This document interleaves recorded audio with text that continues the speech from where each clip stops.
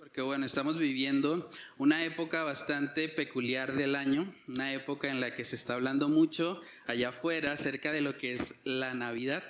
Y es importante que nosotros como iglesia, como cristianos, estemos preparados para poder aprovechar esta época del año para llevar a las personas a comprender el verdadero significado de este evento. Mucha gente hoy en día tristemente piensa que la Navidad son regalos. Es como lo más común, ¿no? La gente dice, bueno, llegó la época de Navidad, hay que comprar regalos. Muchas personas incluso se endeudan en esta época del año para poder conseguir los regalos, porque vivimos en una cultura bastante materialista, bastante consumista, y mucha gente asocia la Navidad con eso. Otras personas de pronto piensan, bueno, diciembre es la época de las luces de Navidad. Es la época en que las calles están adornadas, es la época en que muchas personas de pronto acostumbran a alumbrar sus casas. Otros piensan de pronto, bueno, la Navidad es la época de estrenar ropa.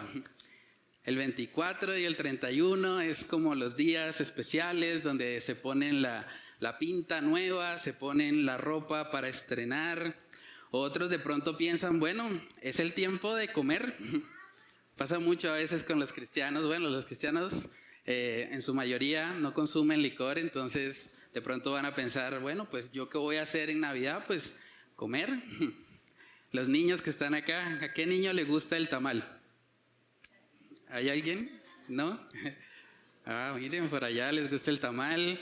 Algunos de pronto en esta época lo asocian con la natilla, dicen, bueno, pues buñuelo, natilla, o simplemente para algunos la tradición de pronto familiar es reunirse, compartir y tener un tiempo pues en familia más especial. Pero saben que todas esas cosas que acabo de mencionar, aunque no son malas en sí mismas, realmente no tienen nada que ver con el verdadero sentido, con la verdadera esencia de lo que es la Navidad. Es importante tener claro eso. Se han vuelto costumbres de pronto en nuestra sociedad. Son cosas que hacemos de pronto en esta época del año, pero que no representan realmente lo que la palabra Navidad significa. Saben que la palabra Navidad en su etimología viene del latín nativitas. Eso se relaciona con la idea de nacimiento. Entonces, Navidad no tiene nada que ver con fiestas. Navidad tiene que ver con un hecho, con algo que ocurrió, con un nacimiento. Los niños que están acá, ¿quién me puede decir en qué año estamos? ¿En qué año estamos? ¿Alguien sabe? ¿No? ¿En qué año estamos? ¿Alguien sabe? ¿No? ¿No saben en qué año estamos? 2023, ¿no? Ok, por allá faltó la segunda parte. 2023 después de Cristo.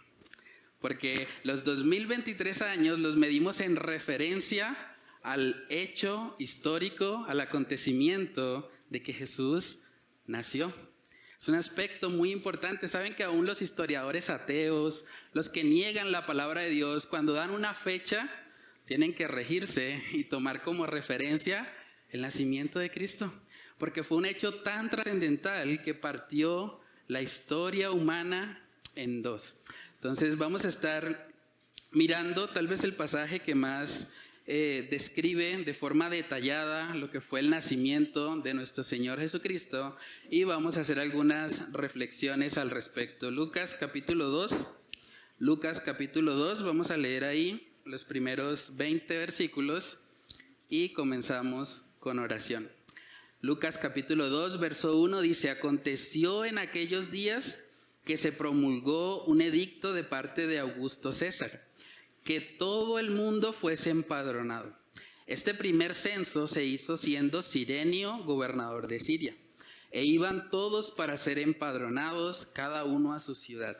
Y José subió de Galilea, de la ciudad de Nazaret a Judea, a la ciudad de David, que se llama Belén, por cuanto era de la casa y familia de David, para ser empadronado con María su mujer, desposada con él, la cual estaba encinta. Y aconteció que estando ellos allí, se cumplieron los días de su alumbramiento. y dio a luz a su hijo primogénito, y lo envolvió en pañales y lo acostó en un pesebre, porque no había lugar para ellos en el mesón. Había pastores en la misma región que velaban y guardaban las vigilias de la noche sobre su rebaño. Y aquí se les presentó un ángel del Señor, y la gloria del Señor los rodeó de resplandor, y tuvieron gran temor. Pero el ángel les dijo: no temáis, porque aquí os doy nuevas de gran gozo, que será para todo el pueblo, que os ha nacido hoy en la ciudad de David un Salvador, que es Cristo el Señor. Esto os servirá de señal. Hallaréis al niño envuelto en pañales, acostado en un pesebre. Y repentinamente apareció con el ángel una multitud de las huestes celestiales que alababan a Dios y decían: gloria a Dios en las alturas, y en la tierra paz, buena voluntad para con los hombres. Sucedió que cuando los ángeles se fueron de ellos al cielo, los pastores se dijeron unos a otros: pasemos pues hasta Belén y veamos esto que ha sucedido y que el Señor nos ha manifestado. Vinieron pues apresuradamente y hallaron a María y a José y al niño acostado en el pesebre. Y al verlo dieron a conocer lo que se les había dicho acerca del niño. Y todos los que oyeron se maravillaron de lo que los pastores decían. Pero María guardaba todas estas cosas, meditándolas en su corazón. Y volvieron los pastores glorificando y alabando a Dios por todas las cosas que habían oído y visto, como se les había dicho. Vamos a orar y a pedir la dirección del Señor. Padre, te damos muchas gracias por este tiempo, gracias por la oportunidad que nos concedes en esta mañana de poder meditar, Señor, en ese nacimiento extraordinario, ese nacimiento que marcó la historia humana en dos, ese nacimiento que además es la única esperanza para que pecadores como nosotros puedan ser justificados delante de un Dios santo, santo, santo. Padre, ayúdanos a ser conscientes de la belleza que hay en este misterio de la encarnación, en el hecho de que Dios, el Todopoderoso, fue manifestado en carne. Ayúdanos, Señor, a ser conscientes de esa preciosa verdad. Ayúdanos a atesorarla y ayúdanos, Señor, a que nuestros corazones realmente puedan ser estallados en alabanza, Señor. Que así como los pastores no pudieron simplemente quedarse con ese mensaje, tuvieron que compartirlo, tuvieron que hablar, porque era un mensaje tan glorioso que no puede quedar simplemente en nuestras mentes y en nuestros corazones. Padre, oramos para que tú nos ayudes a poder ser embajadores de este evangelio. Ayúdanos a compartir esas buenas nuevas de salvación que tú enviaste a tu Hijo, Señor, para poder morir en nuestro lugar y para poder darnos el precioso regalo de la vida eterna, Dios. Padre, oramos que solo tú seas exaltado por medio de la exposición de tu palabra. Te lo pedimos, Señor, en el nombre de Cristo Jesús. Amén y amén. Bueno, hermanos, aquí en Lucas capítulo 2 podemos ver la narración tal vez más detallada. Lucas es el evangelista que es más minucioso, su profesión era médico, así que él tenía muy en cuenta los detalles y vemos que él empieza a describir este evento. Lo primero que podemos notar en esa lectura que hicimos fue que Jesús nació en condiciones muy humildes. Ese es el primer punto en esta mañana. Jesús nació en condiciones muy humildes. Realmente es impactante cuando pensamos en quién es Jesús, en que es la segunda persona de la Trinidad. Realmente es impactante el poder notar la forma como Él nació. Está diciendo ahí en Lucas capítulo 2, los primeros 5 versículos, dice: aconteció en aquellos días que se promulgó un edicto de parte de Augusto César que todo el mundo fuese empadronado. En otras palabras, mandó a hacer un censo. Y parte de la cultura en el Imperio Romano era que el censo se tenía que hacer en el lugar de nacimiento de la persona. José no se encontraba en Belén, José estaba en Galilea. Y cuando escucharon esta orden, Augusto César era un emperador, uno de los más respetados, más reconocidos en el Imperio Romano, y cuando se daba una orden, todos tenían que obedecerla. Él da esta orden de que todos fuesen empadronados. Y miren el detalle que coloca ahí Lucas. Dice, este primer censo se hizo siendo Cirenio gobernador de Siria. Está dando detalles históricos para dejar en claro de que él no está hablando de fábulas aquí. Él no está hablando de algo fantasioso. Él está hablando de algo real, de algo que se puede constatar en la historia. Dice en el verso 13, iban todos para ser empadronados, cada uno a su ciudad. Verso 4, y José subió de Galilea, de la ciudad de Nazaret a Judea, a la ciudad de David, que se llama Belén, por cuanto era de la casa y familia de David. Entonces, aquí podemos ver que esta familia se está desplazando para poder participar de un censo. Y eso es interesante, porque ahí dice también en el versículo 5, dice, para ser empadronado con María su mujer, desposada con él, la cual estaba encinta. Tratemos de imaginarnos eso. Una mujer encinta se va a desplazar, según el verso 4, de Galilea, de la ciudad de Nazaret, hasta Judea, a la ciudad de David. Ustedes pueden buscar un poco las distancias en internet y se van a dar cuenta de que la distancia aproximada que ellos recorrieron fue de 128 kilómetros. 128 kilómetros. Eso es más o menos la distancia de Bucaramanga a Barranca Bermeja. Con una mujer encinta. O sea, imagínense la magnitud de lo que está ocurriendo.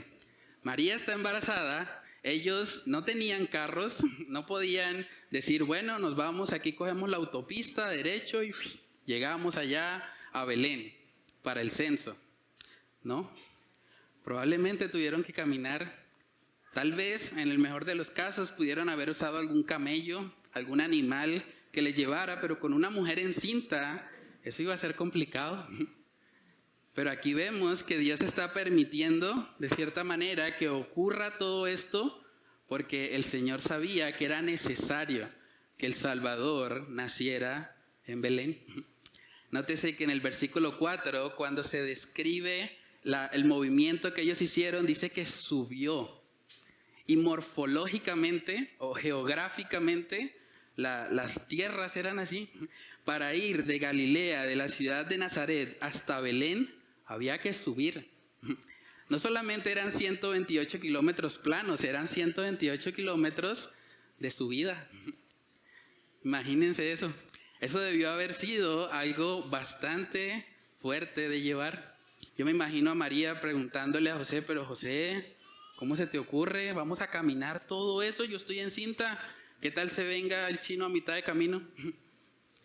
¿Qué tal que de pronto pase algo? Pero no vemos nada de eso en María. Más bien vemos una actitud de sumisión, una actitud de estar dispuesta a cumplir con lo que era la voluntad de Dios. Ellos estaban sujetando en últimas a las autoridades. Saben que cuando nos vamos a la palabra podemos ver que desde el Antiguo Testamento estaba profetizado que el lugar de nacimiento del Mesías iba a ser Belén. El Señor ya lo había establecido así. O sea, todo esto que está pasando, toda esta incomodidad que de pronto puede estar sintiendo José o María, llevando ahí al bebé en esa distancia tan larga, pues en realidad todo era parte del plan de Dios. Dios en su soberanía estaba orquestando que se cumpliera la palabra que vemos en el libro de Miqueas. Miqueas capítulo 5, en el versículo 2. Dice ahí, pero tú, Belén Efrata, pequeña para estar entre las familias de Judá, de ti me saldrá el que será Señor en Israel, y sus salidas son desde el principio, desde los días de la eternidad. Aquí vemos también muy claramente en esta profecía que se está hablando acerca de la deidad de nuestro Señor Jesucristo. ¿Cómo así de que Él iba a nacer, pero era desde los días de la eternidad?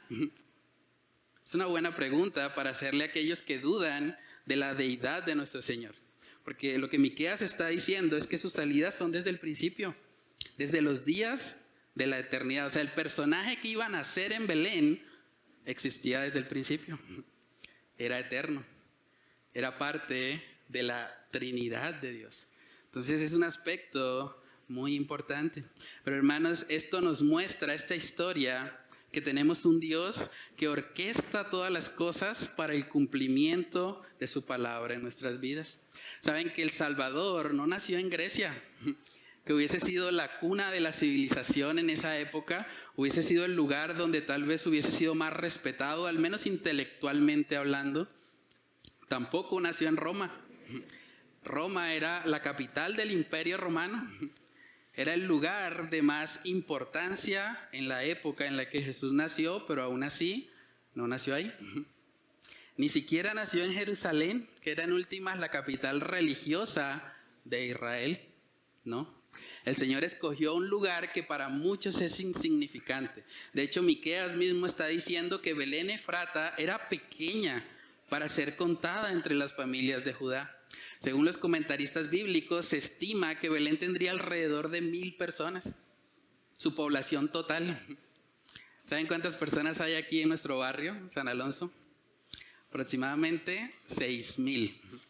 Eso implica que Jesús nació en un lugar que tenía una sexta vez la población que tiene el barrio de San Alonso. Un lugar muy pequeño, muy insignificante.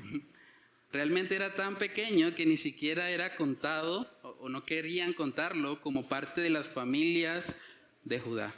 Pero hermanos, eso nos muestra también la naturaleza de lo que Jesús vino a hacer. Porque Él es un rey que no vino a ser servido. Él es un rey que no vino a que otros le rindieran pleitesía, que otros hicieran su voluntad. Él es un rey que vino a sacrificarse. Un rey que vino a morir en nuestro lugar. Dice un himno antiguo que me gusta mucho, hablando precisamente de lo pequeña que es Belén. El himno antiguo dice, oh aldehuela de Belén. Ni siquiera aldea. Era tan pequeña que no llegaba a esa categoría.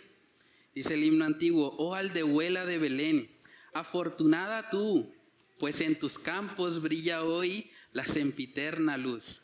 El Hijo tan deseado, con santa expectación, el anunciado Salvador en ti, Belén, nació.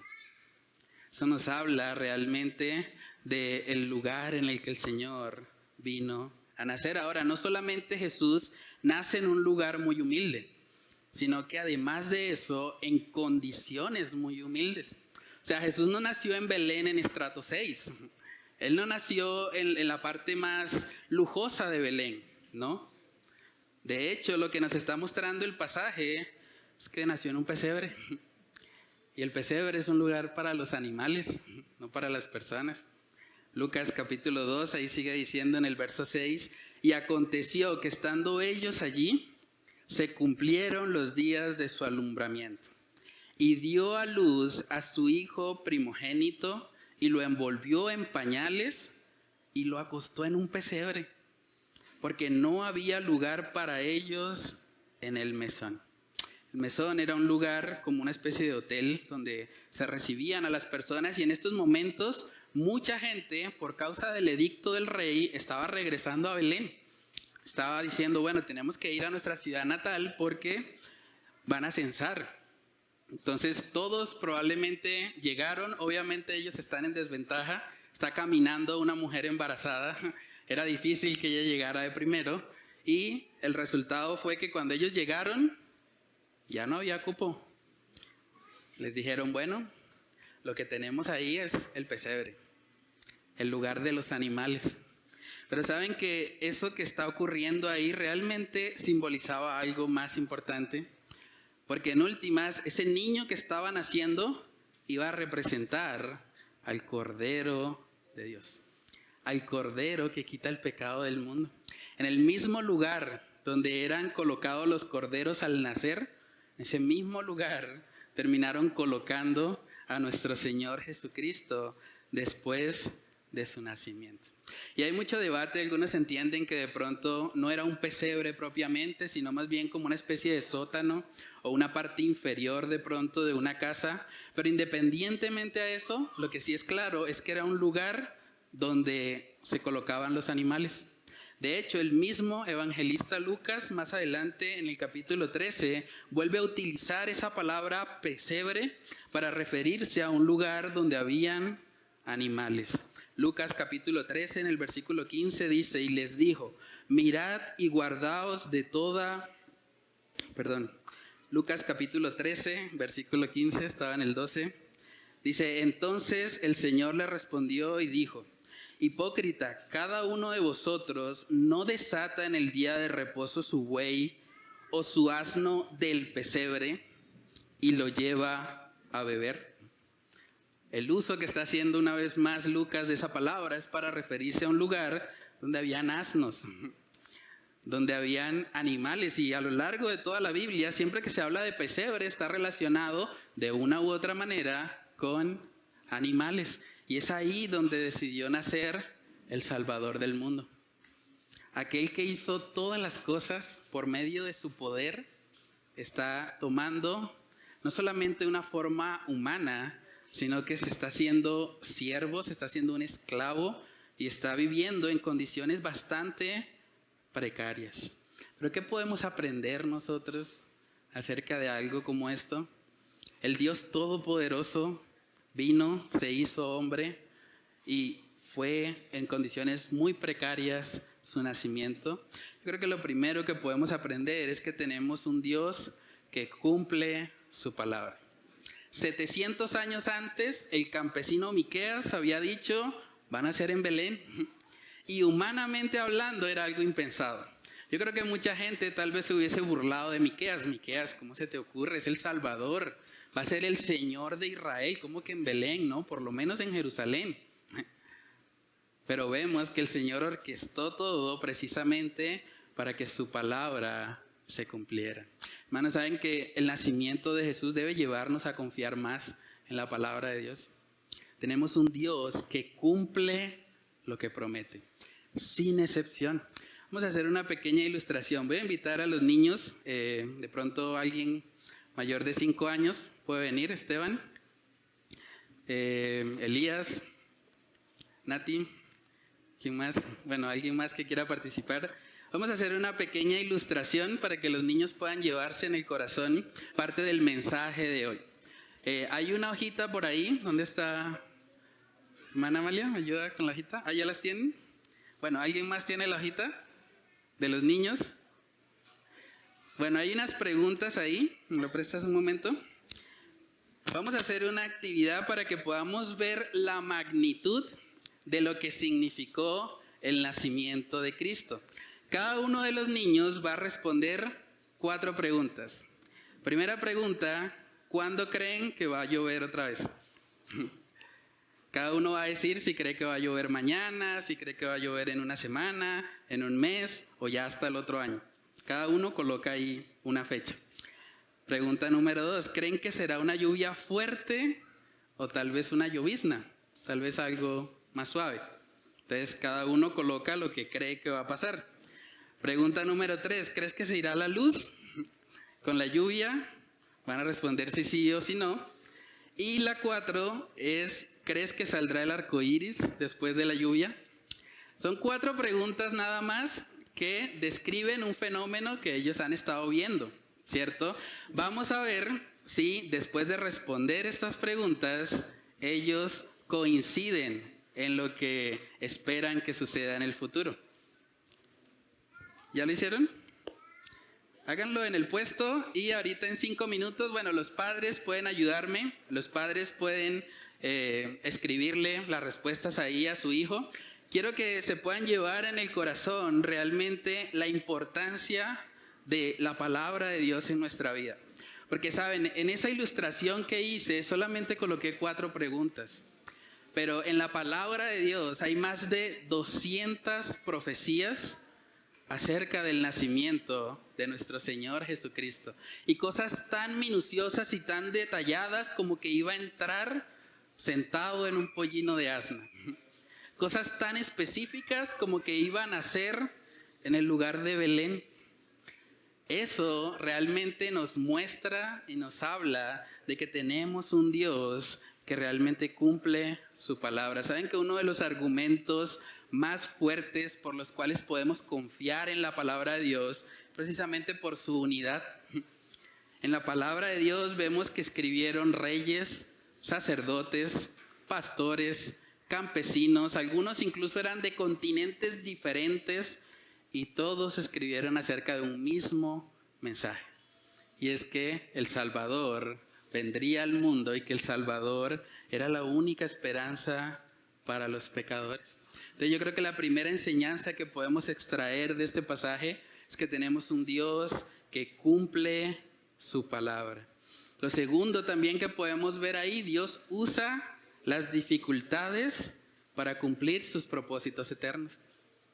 La dificultad por la que tuvo que pasar José y María al desplazarse 128 kilómetros para ser censado fue una dificultad que Dios estaba encaminando para bien.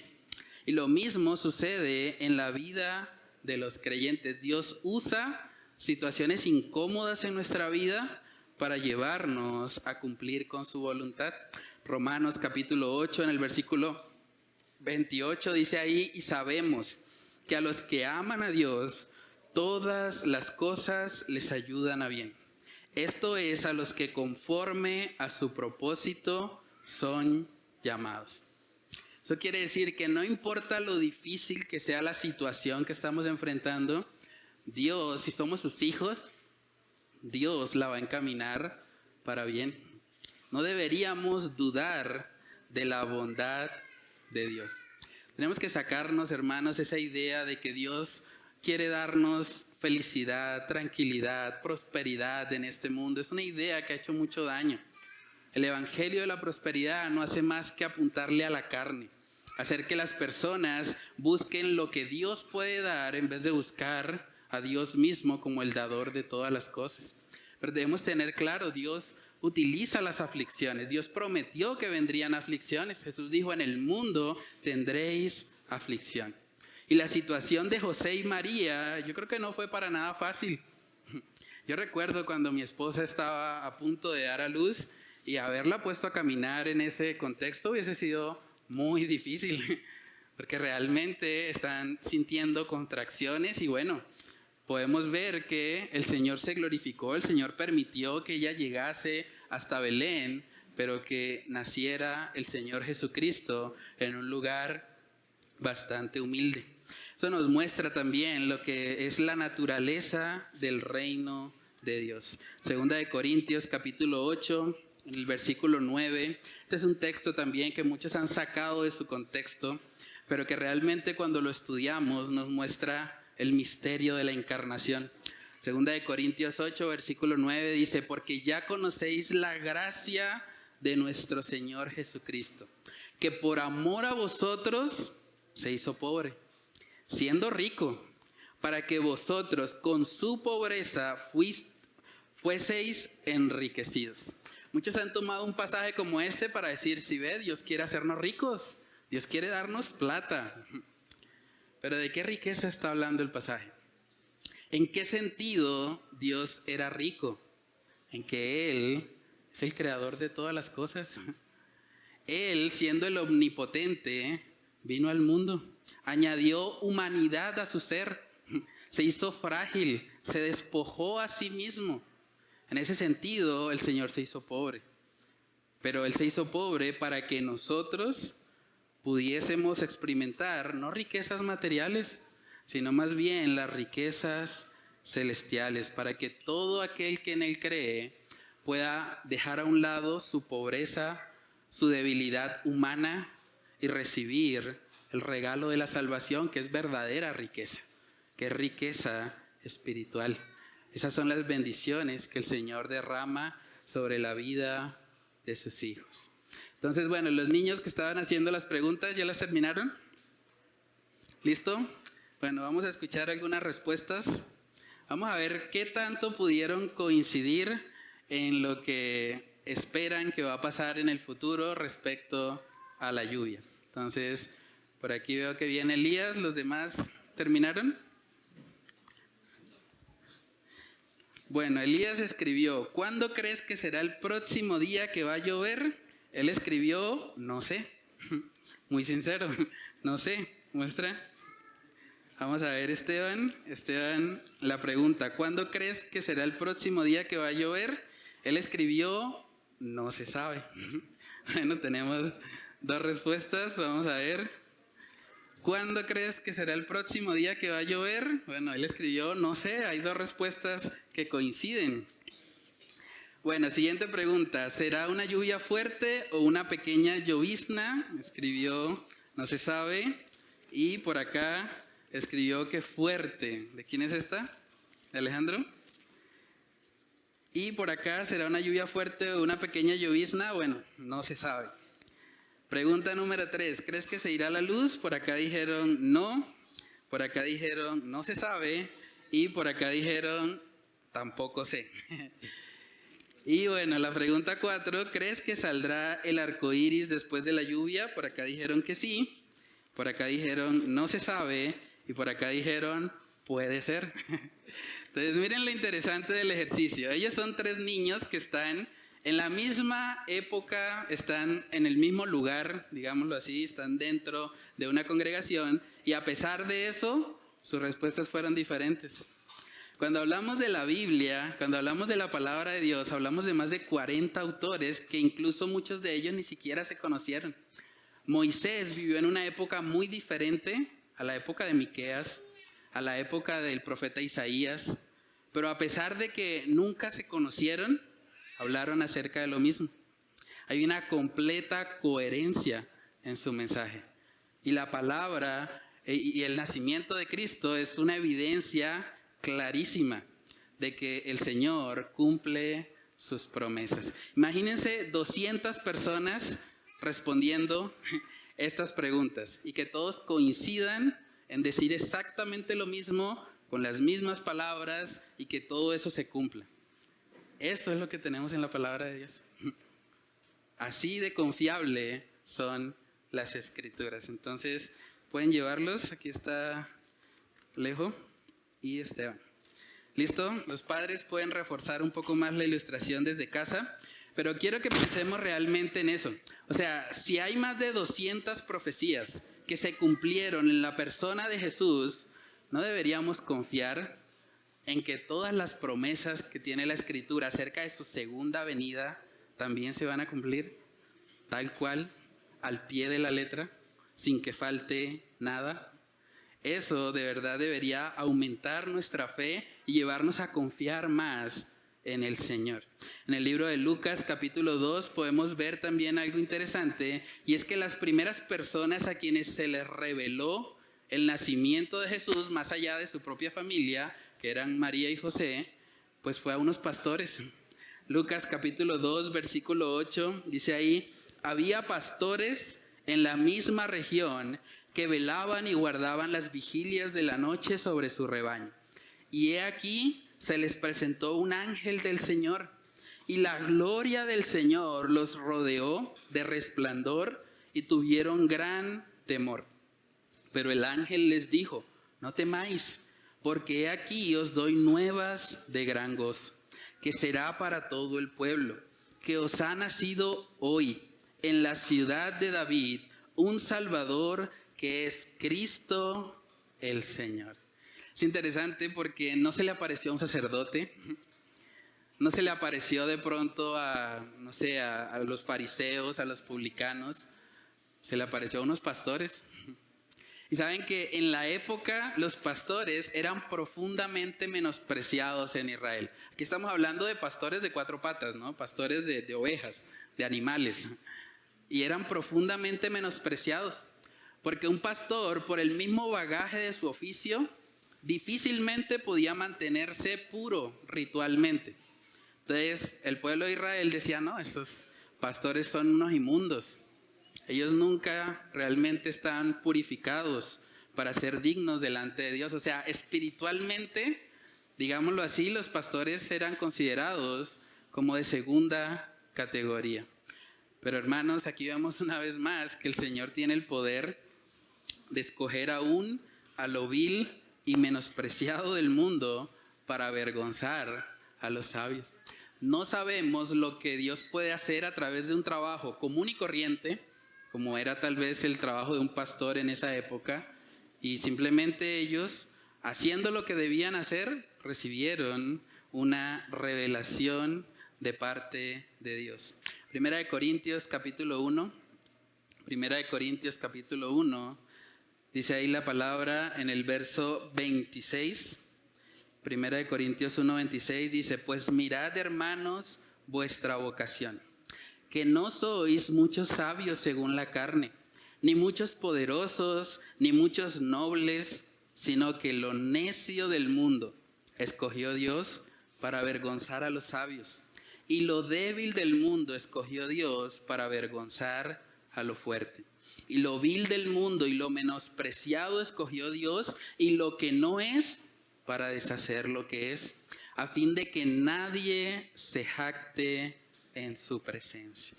El Señor escoge lo vil y menospreciado para borrar todo orgullo humano, para que nadie se pueda jactar. Y Él decidió revelarle su nacimiento primeramente a un grupo de pastores, a gente que espiritualmente era considerada de baja categoría. Pero fue a ellos a quienes el Señor le plació revelarles esa verdad. Saben que eso también nos muestra algo por lo que también sabemos que la Biblia es la palabra de Dios, lo que los historiadores llaman el testimonio vergonzoso. El testimonio vergonzoso es cuando el autor de un libro no intenta exaltar al protagonista o no intenta agradar a la persona que va a leer el libro. O sea, si Lucas hubiese querido agradar a sus lectores, hubiese dicho, no, y esto en el templo de Jerusalén, el Señor se le apareció a un grupo de ancianos que estaban orando y ahí fue donde hubo la revelación de que vendría el Mesías. Pero no hizo eso.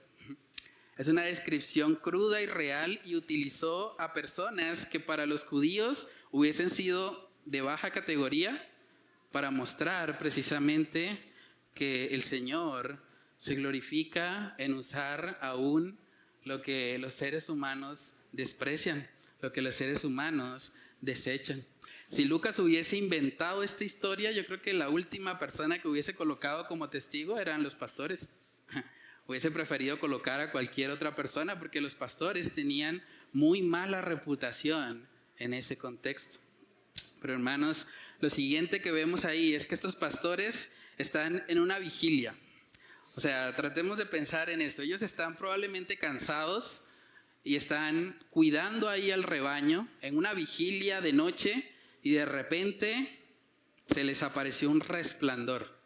No sé si usted ha estado de pronto en un lugar muy oscuro. Imagínese un resplandor en ese contexto. Eso fue lo que vivieron los pastores.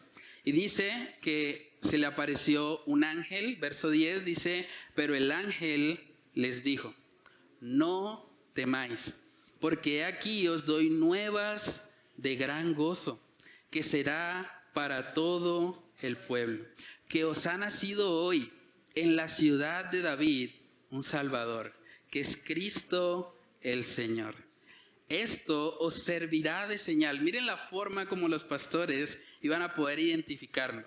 Dice, hallaréis al niño envuelto en pañales, acostado en un pesebre.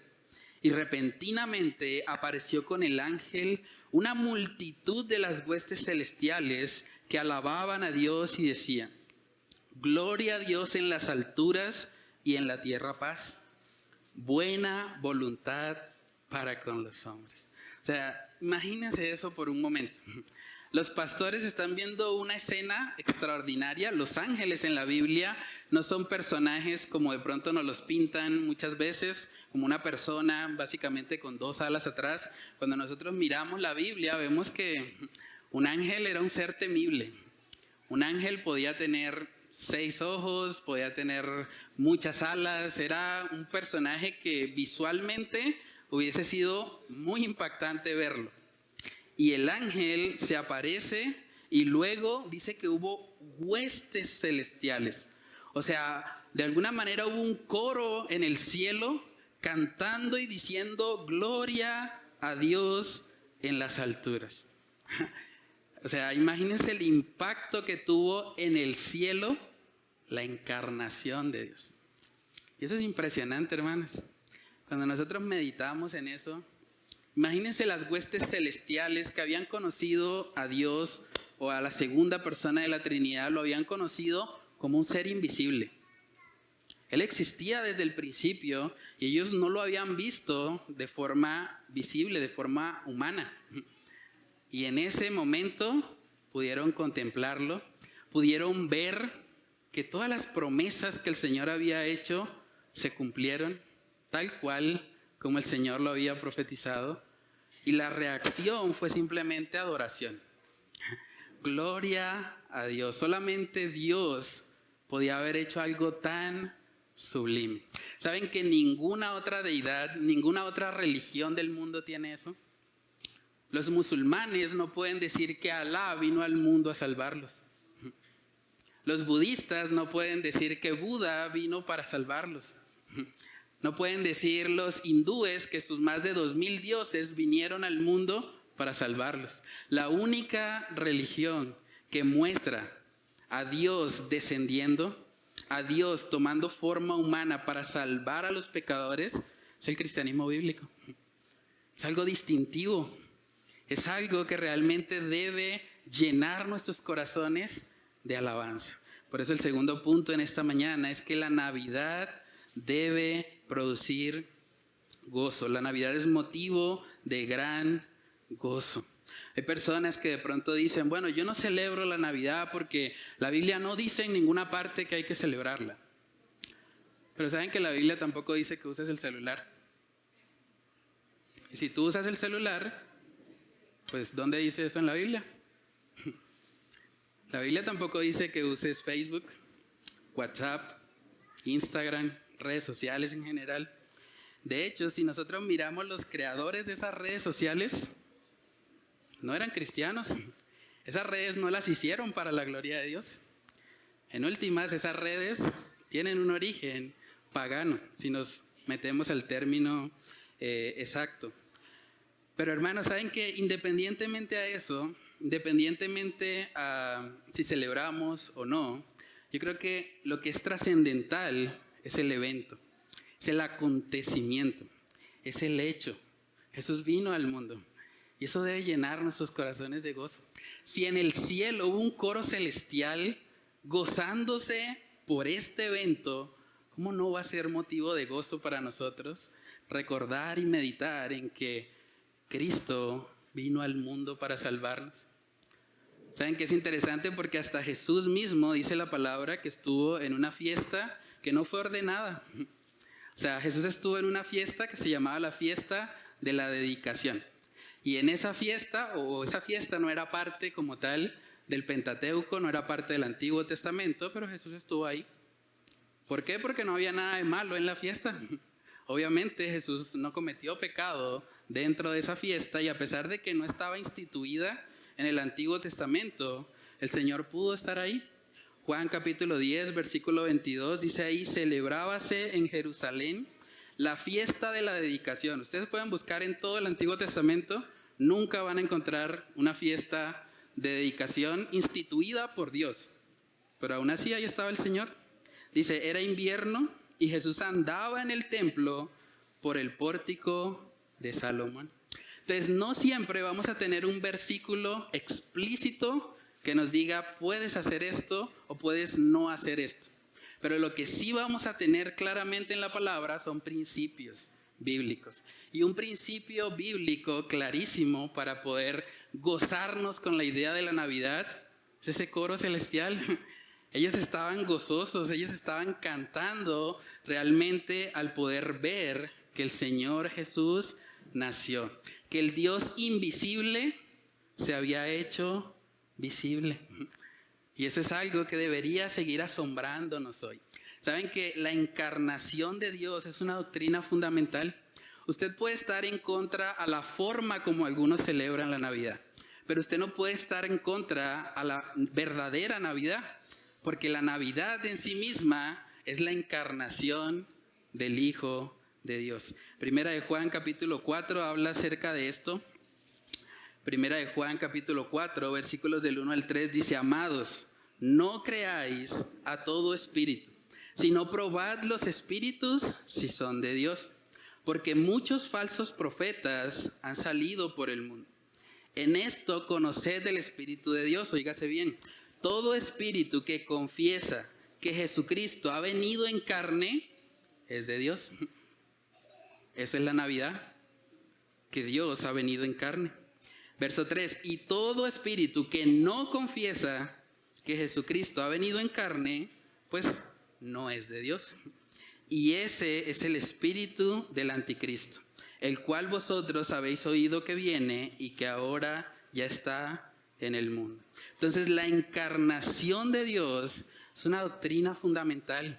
Y es algo que debería llenar de gozo nuestros corazones. Así como en el coro celestial se llenaron de gozo, así como vamos a ver que los pastores también se llenaron de gozo y alababan al Señor al meditar en esa gloriosa verdad. ¿Saben que el primer villancico se cantó en el cielo? El primer villancico, el primer canto haciendo memoria del nacimiento de Jesús, se cantó en el cielo. Huestes celestiales estaban cantando y diciendo: gloria a Dios en las alturas. Gloria a Dios en las alturas. Y en la tierra paz a los hombres. Colosenses capítulo 1 nos habla también acerca de esto. Colosenses 1 versículo 15 dice ahí la palabra hablando de Jesús: Él es la imagen del Dios invisible, el primogénito de toda creación, porque en Él, hablando de Jesús, fueron creadas todas las cosas, las que hay en los cielos y las que hay en la tierra, visibles e invisibles, sean tronos, sean dominios, sean principados, sean potestades, todo fue creado por medio de Él y para Él. Él es la imagen del Dios invisible. Imagínense eso. Los ángeles que habían conocido al Señor como un ser espiritual, ahora lo podían ver. El que era invisible para ellos, ahora lo podían observar. Eso fue algo que debió haber impactado mucho sus vidas. Yo creo que cuando hablamos de la Navidad, deberíamos meditar más en eso. Muchas veces limitamos la Navidad a ver a Jesús en el pesebre, pero no meditamos en que Él es Dios encarnado. Era la única forma en que podía salvarnos. Tenía que venir el Todopoderoso, el Eterno, tenía que entrar en el tiempo. El Todopoderoso, el Omnipotente, tenía que venir y tomar una forma frágil, una forma humana. Primera de Timoteo capítulo 3 también habla acerca de ese misterio que yo creo que debería ser algo en lo que meditemos realmente, no solo en esta época del año, en cada oportunidad que tengamos, en todo tiempo. Primera de Timoteo capítulo 3 verso 16 dice: e indiscutiblemente grande es el misterio de la piedad. Dios fue manifestado en carne, justificado en el Espíritu, visto de los ángeles, predicado a los gentiles, creído en el mundo, recibido arriba en gloria. Imagínense, el Dios Todopoderoso tomando una forma humana. Y es interesante porque en la encarnación de Jesús, Él nunca perdió sus atributos divinos. Dios es 100% Dios, o Jesús es 100% Dios y 100% hombre. Él decidió voluntariamente no hacer uso de sus atributos divinos, a excepción de una que otra oportunidad donde lo hizo para servir a su prójimo. Pero Él es el omnipotente. Él podía haber hecho lo que quisiera. Él podía, después del primer dolor terrenal, podía haber abortado la misión y tenía el poder para hacerlo. Pero aún así, Él perseveró hasta el fin porque tenía un propósito. Ese niño que vino hace 2023 años, realmente vino con un objetivo, como decía nuestro hermano Yesid al comienzo del servicio. El niño vino para morir. Vino para poder salvar a pecadores. Era su propósito, era su objetivo principal, Lucas capítulo 2. Lucas capítulo 2, versículos del 10 al 11, dice ahí: pero el ángel les dijo: no temáis, porque aquí os doy nuevas de gran gozo. La palabra en el original ahí es evangelium. Están predicándole el evangelio, le están diciendo: te estoy dando una buena nueva de gran gozo, que será para todo el pueblo, que os ha nacido hoy en la ciudad de David un Salvador, que es Cristo el Señor. Y hay algo gramatical que de pronto podemos perder en la traducción al español. Nótese que ahí no dice que nos dieron un niño. Lucas capítulo 2, en el versículo 10 dice: he aquí os doy nuevas de gran gozo, verso 11, que os ha nacido hoy. No dice simplemente que ha nacido, dice que os ha nacido. Y esa palabra os quiere decir que ha sido dado. O sea, Cristo fue dado. Él no simplemente nació, sino que fue dado a nosotros para que pudiésemos salvarnos. Dice que os ha nacido hoy en la ciudad de David un Salvador. Y vale la pena preguntarnos: ¿por qué un Salvador? ¿Por qué Dios no simplemente envió un motivador? Alguien que nos animara a cumplir nuestros sueños, a alcanzar nuestras metas. ¿O por qué no envió de pronto a un terapeuta con tantos problemas, tantas dificultades? De pronto un terapeuta, un psicólogo, tal vez nos hubiese ayudado, nos hubiese consolado un poco más. ¿O por qué no envió un médico? Hubiese podido enviar a un médico que nos curara de todas las enfermedades, pero no. Lo que envió Dios, el niño que nos ha nacido, era un Salvador. La necesidad principal de esta humanidad caída es la salvación. No hay nada más importante que eso. De nada sirve tener buena salud física si al final terminas en el infierno. De nada sirve que tú tengas una muy buena salud mental o que tú cumplas todas tus metas personales si al final terminas toda una eternidad apartada del Señor. Por eso lo que necesitábamos era un Salvador. El niño que nos ha nacido vino para salvarnos. Ese fue su propósito. Romanos capítulo 3, en el versículo 23, podemos ver la razón por la cual era necesario un Salvador. Romanos 3:23 dice: por cuanto todos pecaron y están destituidos de la gloria de Dios. Tú y yo hemos pecado y por lo tanto no merecemos la gloria de Dios. La única forma de que tú y yo podamos salvarnos es que alguien nos rescate. Es que alguien venga y ocupa nuestro lugar. Por eso necesitábamos un Salvador, no un animador, no un terapeuta, no un psicólogo, no un buen médico. Necesitábamos a alguien que nos salvara, porque estábamos muertos, dice la palabra, en nuestros delitos y pecados. Esa es la mayor necesidad del ser humano y ese es el mayor regalo de la Navidad. Los niños que están aquí, ¿saben que más importante que los regalos que puedan colocarles a ustedes debajo del árbol, más importante que eso es el regalo de la salvación? Es el regalo de lo que Cristo vino a hacer. Eso es más valioso que cualquier cosa terrenal. Y eso trae gloria a Dios.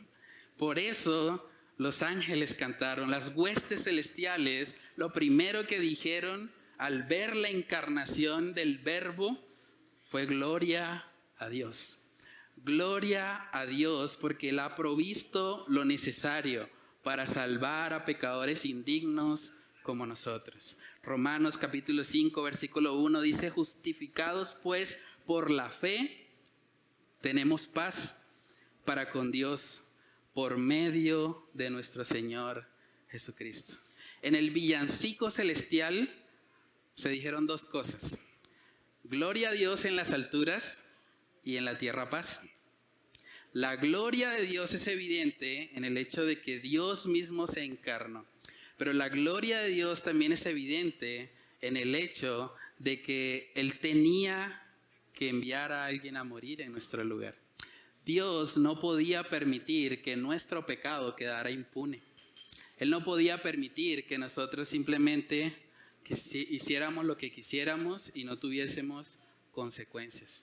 Por eso envió a su Hijo a morir en nuestro lugar. Y el resultado de estar en paz con Dios es que hay paz también para los hombres. Si usted tiene paz con Dios, entonces va a empezar a experimentar la paz de Dios en su vida, la paz de Dios en su corazón. ¿Y saben que es algo que este mundo necesita con urgencia? Este mundo trata de conseguir paz en las adicciones, trata de conseguir paz en un buen empleo, trata de conseguir paz en unas buenas vacaciones. Y la gente cree que apuntándole a esas cosas va a tener paz, pero la realidad es que no. No se puede vivir verdadera paz si no estás primeramente en paz con Dios. Es imposible. Si tú no estás en paz con Dios, te puedes ir a unas vacaciones a las Bahamas, a República Dominicana, a donde quieras, al lugar más paradisíaco del mundo, que allá donde vayas no vas a tener paz.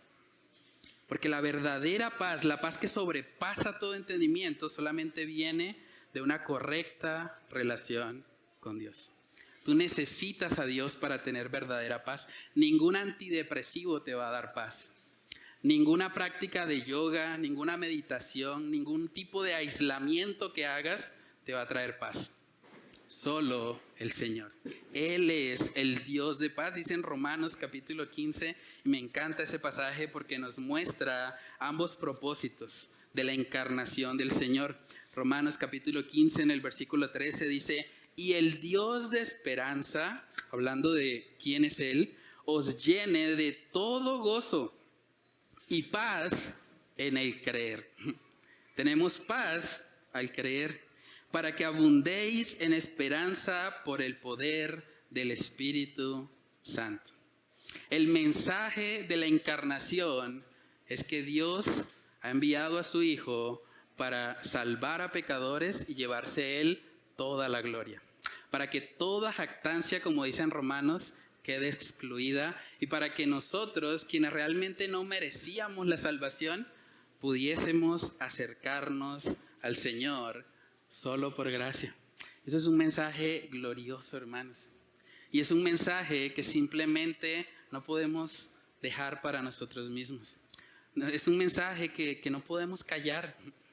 El punto número 3 en esta mañana es que este es un mensaje que no se puede callar. Esto no se puede quedar simplemente para nosotros. Cuando los pastores recibieron esta revelación celestial, cuando ellos escucharon este mensaje, el propósito para el cual el Señor vino al mundo, lo que hicieron fue ir, comprobar primeramente que era así, siguieron la señal que le dieron los ángeles, pero luego empezaron a hablar, empezaron a compartir. Ellos no se podían quedar con eso. Lucas capítulo 2 en el versículo 15 dice: sucedió que cuando los ángeles se fueron de ellos al cielo, los pastores se dijeron unos a otros: pasemos pues hasta Belén y veamos esto que ha sucedido y que el Señor nos ha manifestado. Vinieron pues apresuradamente y hallaron a María y a José y al niño acostado en el pesebre, y al verlo dieron a conocer lo que se les había dicho acerca del niño. Y todos los que oyeron se maravillaron de lo que los pastores les decían. Pero María guardaba todas estas cosas, meditándolas en su corazón. Y volvieron los pastores, miren lo que hicieron, glorificando y alabando a Dios por todas las cosas que habían oído y visto, como se les había dicho. La reacción de los pastores fue: bueno, vamos a ver, vamos a ir al pesebre como me anunciaron los ángeles, pero vamos a compartir esto. O sea, ellos no pudieron quedarse callados. Es una revelación tan grande que simplemente no se puede callar. Saben que un problema que a veces tenemos, sobre todo en las congregaciones bíblicas, las congregaciones de sana doctrina, es que estamos aprendiendo mucha información. Estamos aprendiendo mucho, haciendo predicación expositiva, y tenemos cerebros relativamente grandes, sabemos muchas cosas, podemos resolver probablemente un muy buen test de teología, pero en la práctica muchas veces no coincide la cantidad de información que tenemos con aquello que realmente estamos viviendo. Y lo digo como autocrítica, porque me pasa a mí también. Y a veces pensamos, bueno, pues, el sermón estuvo muy bueno, aprendí muchísimo, qué bendición esa palabra. Pero luego vivimos la semana como impíos. Vivimos la semana como el mundo la vive. ¿Y qué sentido tiene adquirir mucha información si eso no se está convirtiendo en una transformación para mi vida? Hermanos, tenemos que pedirle al Señor que Él nos ayude a no ser solamente oidores de su palabra, sino hacedores de ella. La Biblia dice que al que mucho se le da, mucho se le pedirá. Mucha gente dice, yo quiero estar en una iglesia bíblica, yo quiero una iglesia donde los pastores cumplan todos los requisitos bíblicos y el liderazgo sea totalmente bíblico. Sí, pero ¿qué tan bíblico eres tú? ¿Qué tan bíblico es tu membresía, por ejemplo? ¿Estás haciendo lo que Dios demanda de un miembro? Esas son las cosas que debemos realmente meditar y pedirle al Señor que Él nos ayude. Más que tener mentes llenas de información, necesitamos poder llevar la información a la práctica. Necesitamos poder aplicar lo que el Señor demanda que hagamos. Saben que hoy como iglesia tenemos una oportunidad hermosa. Gracias a Dios por eso. Tenemos la oportunidad de ir a la fundación, al hogar geriátrico Fundeluz. Son aproximadamente 220 adultos mayores que necesitan el evangelio que nosotros predicamos aquí cada domingo. Necesitan que alguien vaya y les hable, porque muchos están solos, están abandonados y van a pasar una Navidad muy triste. Y más que ir simplemente a darles un consuelo emocional, vamos a darle lo que es la mayor necesidad de sus almas. Es el evangelio de salvación. Vamos a hablarles acerca de que la Navidad no tiene nada que ver con lo que el mundo habitualmente hace en esta época del año. La Navidad tiene que ver con que Dios se encarnó. Dios vino al mundo a morir en nuestro lugar para que todo aquel que en Él cree no se pierda, sino que tenga vida eterna. Ese es el llamado de Dios para la iglesia. No es simplemente venir aquí cada domingo, calentar una silla, recibir mucha información y luego irme y ya. Eso no es el llamado de Dios para la iglesia. Dios quiere que la iglesia sea activa, que la iglesia se mueva en compasión, que la iglesia esté sirviendo a la sociedad, a los vulnerables, a aquellos que necesitan el mensaje de salvación. Segunda de Corintios capítulo 5, ahí vemos parte del propósito también de la venida del Señor. Segunda de Corintios 5, verso 17 dice, de modo que si alguno está en Cristo, nueva criatura es. Las cosas viejas pasaron, he aquí todas son hechas nuevas. Y todo esto proviene de Dios, quien nos reconcilió consigo mismo por Cristo y nos dio, oígase bien, nos dio el ministerio de la reconciliación. Que Dios estaba en Cristo reconciliando consigo al mundo, no tomándoles en cuenta a los hombres sus pecados, y nos encargó a nosotros la palabra de la reconciliación. Así que somos embajadores en nombre de Cristo, como si Dios rogase por medio de nosotros. Os rogamos en nombre de Cristo, reconciliaos con Dios. ¿Cuándo fue la última vez que tú le rogaste a alguien que se reconcilie con Dios? ¿Cuándo fue la última vez que tú le dijiste arrepiéntete de tus pecados? La ira viene. El Señor hizo provisión en Cristo. Ven a Él. ¿Cuándo fue la última vez que hiciste eso? ¿O simplemente te estás llenando de información?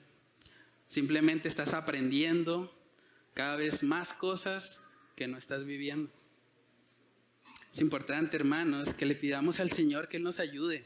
Hay mucha gente que le gusta hacer propósitos para el nuevo año. Yo creo que un buen propósito para el nuevo año es empezar a involucrarnos más en lo que el Señor quiere que hagamos. Y cada uno, desde el lugar donde se encuentra, desde su esfera de influencia, tiene la responsabilidad delante de Dios de proclamar el mensaje de salvación. ¿Qué tal si tú el día de hoy pones a un lado tus planes y vas en la tarde a acompañarnos a las misiones urbanas? ¿Qué tal si hoy mueres a ti mismo? ¿Qué tal si hoy decides negarte, tal vez hacer algo que ya tenías planificado, pero decides poner eso a un lado con el objetivo de poder ir a cumplir con la misión que Dios nos ha delegado? Tenemos el ministerio de la reconciliación. Tenemos el llamado de ir y anunciar. ¿Qué tal si sacrificas un poco tu comodidad? ¿Qué tal si en vez de ir a hacer la siesta terminando el servicio, terminando el almuerzo, qué tal si en vez de eso tú decides ir? Decides ser obediente al llamado de Dios para cumplir con esa gran comisión que el Señor nos ha delegado. Hermanos, si nuestro Salvador se humilló, dice la palabra, siendo Dios, siendo el Todopoderoso, vino al mundo como un hombre, y no como cualquier hombre, vino como un siervo, y no como cualquier siervo, como un siervo que murió como un criminal en una cruz, ¿cuánto más no deberíamos nosotros, sus hijos, nosotros los embajadores de Cristo en la tierra, no deberíamos ser reconocidos como aquellos que se niegan a sí mismos? Como aquellos que están dispuestos a poner a un lado su comodidad para servir al necesitado, para servir a aquel que no la está pasando tan bien. Filipenses capítulo 2, este es un texto muy impactante porque habla acerca de eso. Filipenses capítulo 2 dice: haya pues en vosotros este sentir que hubo también en Cristo Jesús, el cual, siendo en forma de Dios, no estimó el ser igual a Dios como cosa que aferrarse, sino que se despojó a sí mismo, tomando forma de siervo, hecho semejante a los hombres, y estando en la condición de hombre, se humilló a sí mismo, haciéndose obediente hasta la muerte y muerte de cruz. Se humilló y se humilló y se humilló y se humilló. ¿Quiénes nos creemos nosotros para no humillarnos? Para no reconocer que necesitamos ayuda, para no reconocer que debemos ser obedientes a su palabra. ¿Qué tal si hoy, por ejemplo, en la cena familiar, es costumbre en muchas familias, en muchos hogares, tener una cena el día 24 de diciembre? ¿Qué tal si hoy tú decides morir a tu timidez, morir a la comodidad de estar en silencio y no decir nada? ¿Qué tal si tú decides acercarte y decirle a tu familia: yo quiero compartir una pequeña reflexión acerca del verdadero propósito de la Navidad? Yo quiero enseñar algo que estudiamos hoy en la iglesia acerca del propósito por el cual Jesús vino. ¿Qué tal si tú haces eso hoy? ¿Qué tal si le dices a tu familia: déjenme compartir algo que aprendí? ¿Qué tal si les hablas acerca del verdadero propósito de la Navidad, el verdadero propósito de que el Mesías vino? Hermanos, saben que como creyentes necesitamos ser más activos en el cumplimiento de lo que el Señor nos ha delegado. A veces podemos excusarnos y decir: bueno, es que yo tengo muchas cosas que hacer, es que yo estoy muy ocupado, es que yo tengo muchos hijos, es que a mí no me da el tiempo. Pero hermanos, delante de Dios no habrá excusa. Delante de Dios Él nos ha capacitado para que cumplamos su obra, si no, no la hubiese puesto en la Escritura. Todo lo necesario para poder obedecer al Señor ya nos ha sido dado, porque fuimos sellados con el Espíritu Santo de la promesa, y ese Espíritu Santo en nosotros es el que nos capacita para poder hacer su obra. Segunda de Timoteo capítulo 1 en el versículo 8 dice ahí la palabra, verso 7, dice: porque no nos ha dado Dios espíritu de cobardía, sino de poder, de amor y de dominio propio. Por tanto, no te avergüences, óigase bien, no te avergüences de dar testimonio de nuestro Señor, ni de mí, preso suyo, sino participa de las aflicciones por el Evangelio según el poder de Dios. No te avergüences este 24 de diciembre en la cena navideña, no te avergüences de hablar de tu Señor. No te avergüences de contarle a las personas lo que Cristo vino a hacer por ti y lo que Cristo vino a hacer por todo aquel que se arrepiente y cree en Él. Hermanos, saben que la revelación que nosotros tenemos es mucho más amplia y mucho más completa que la revelación que tuvieron estos pastores. Por lo tanto, tenemos más responsabilidad delante de Dios porque sabemos más cosas. Tenemos el mensaje completo del Evangelio. Jesús no solo nació, creció, vivió una vida perfecta, murió en la cruz del Calvario como un criminal y al tercer día resucitó. Un día tendremos que dar cuentas a Dios por lo que hicimos con ese mensaje, porque nos ha sido encomendado el ministerio de la reconciliación. Entonces animémonos, hermanos, al que mucho se le da, mucho se le pedirá. Es un principio bíblico. Entonces usemos lo que hemos aprendido hoy para salir de acá de la iglesia y hablarle a un mundo perdido acerca de las buenas nuevas de gran gozo, que el Salvador nació y que vino a morir para salvarnos. Vamos a orar. Padre, te damos muchas gracias, Señor, por este tiempo. Gracias por tu palabra, Dios, que siempre nos reta, tu palabra que siempre nos desafía, Señor, a poder vivir una vida diferente, Dios. Padre, yo te pido que tú nos ayudes, Señor, en este día a poder vivir, Señor, para ti, a poder vivir para tu gloria. Ayúdanos, Señor, a poder ir esta tarde a la Fundación Fundeluz, donde sabemos que hay personas pasándola muy mal, hay personas que están deprimidas, que están abandonadas por sus hijos y necesitan realmente escuchar el mensaje de salvación. Necesitan oír que el Salvador vino al mundo, no simplemente para establecer una fiesta al año. Él vino al mundo para darnos salvación, para darnos riquezas espirituales, bendiciones que no se comparan con nada de este mundo caído. Padre, oramos para que tú nos ayudes, para que tu Espíritu Santo, Señor, nos llene, nos controle y nos capacite, Dios, para poder cumplir con tu voluntad, para poder hacer aquello a lo que tú nos has llamado, que es ser luz de este mundo y proclamar las buenas nuevas de salvación a toda criatura, Dios. Padre, yo te pido, Señor, por las personas que están hoy acá, que escucharon también este mensaje a través del internet. Padre, que hoy sea el día de salvación para ellos, que puedan meditar en la importancia del sacrificio de Cristo para nuestras vidas personales y también para el llamado que tú nos haces de evangelizar, de compartir estas buenas nuevas con otros. Ayúdanos, Señor, a que con gozo y alegría, así como los pastores salieron gozosos, glorificando tu nombre y alabándote al ver al Cristo encarnado, Padre, que de la misma manera nosotros que tenemos toda la revelación completa de las Escrituras, podamos salir de este lugar apasionados por compartir el mensaje de salvación con nuestros familiares y con quienes nos rodean, Dios. Padre, oramos para que tú nos ayudes a vivir lo que aprendemos en esta iglesia. Ayúdanos a no ser simplemente oidores de tu palabra, sino también hacedores de ella, y que por medio de tu Espíritu Santo, Señor, podamos vivir una vida que te honre y que te exalte solo a ti, Señor. Padre, oramos para que tú nos ayudes a poner por obra lo que hemos estudiado. Te lo pedimos, Señor, en el nombre de Cristo Jesús. Amén y amén.